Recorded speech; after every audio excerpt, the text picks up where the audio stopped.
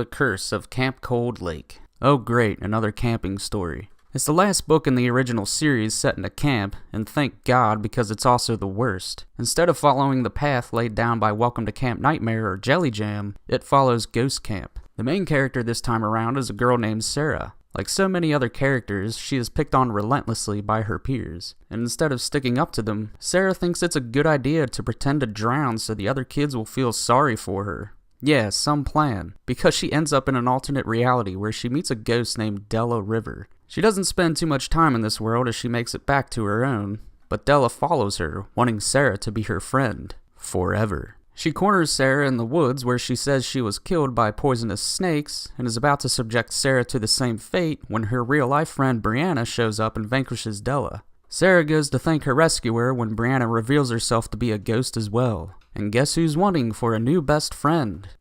Like I said, this book is the worst. My Best Friend is Invisible is classic Goosebumps storytelling. I initially hated it, especially following Camp Cold Lake, as it's another story about a ghost wanting to be friends with some kid. The kid in question is named Sammy Jacobs, a sci-fi nerd in a family of actual scientists. Even his brother wants to be a scientist when he grows up. One day, Sammy's friend Roxanne comes over to discuss their English term paper as they are paired together for the project. They discuss things like charting the growth of plants or filming a reputed haunted house, all things that have nothing to do with English class.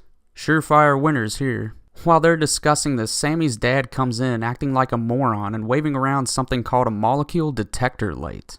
This special light has the ability to make visible things that are invisible.